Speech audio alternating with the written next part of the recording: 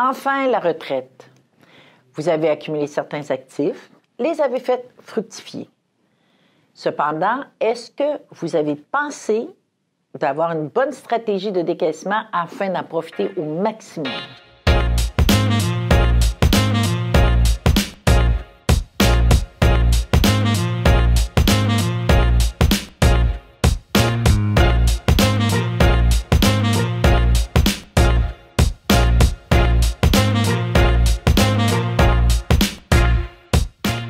Bonjour, ici René Cuéllar pour La Finance en 5 minutes. Cette semaine, on parlera de retraite. À chaque semaine, on abordera un sujet différent pour que vous compreniez mieux votre situation financière ainsi que les opportunités qui s'offrent à vous.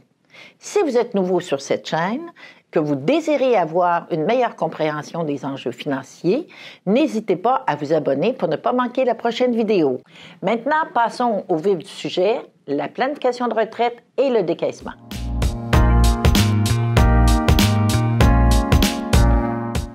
En ce qui concerne la planification de retraite, vous avez des décisions très importantes à prendre. L'ordre de décaissement est très, très important. S'assurer d'avoir le moins de risques possible. Vous avez des actifs suffisants. Vous avez suivi l'inflation.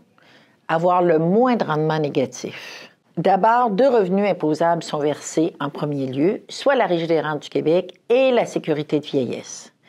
Vous pouvez les reporter. Il n'est pas nécessaire de prendre la Régie des rentes du Québec à 60 ans, pas plus que la Sécurité de vieillesse à 65 ans. Nous en parlerons dans un prochain vidéo. Par la suite, vous pourriez recevoir aussi un revenu d'un fonds de pension, que ce soit cotisation déterminée ou prestation déterminée.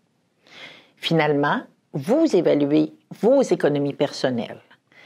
Lorsque ces 3 points sont tous mis ensemble, qu'on a vraiment un plan pour ce que vous avez, ce que vous détenez, maintenant, on évalue un ordre de décaissement. Avec un portrait clair des différentes sources de revenus que vous détenez, il sera beaucoup plus facile d'évaluer votre plan de décaissement pour la retraite et d'en profiter. Voici un exemple fictif afin que vous compreniez mieux le décaissement. Dans le premier graphique, aucune stratégie n'est appliquée. Comme vous pouvez le voir dans le deuxième graphique, nous avons pris certains REER, certains CELI ou encore le fonds de pension pour diminuer l'impôt et vous générer plus de liquidités pour votre retraite. De là, l'importance d'avoir un plan avec un planificateur financier pour votre décaissement. Le but est de maximiser ces liquidités tout en réduisant l'impôt au minimum. À la retraite, la fiscalité est le nerf de la guerre. La négliger pourrait engendrer des conséquences négatives. C'est ce qui complète cette vidéo. Si vous avez aimé cette vidéo, les mentions j'aime et la façon de partager nous aident grandement.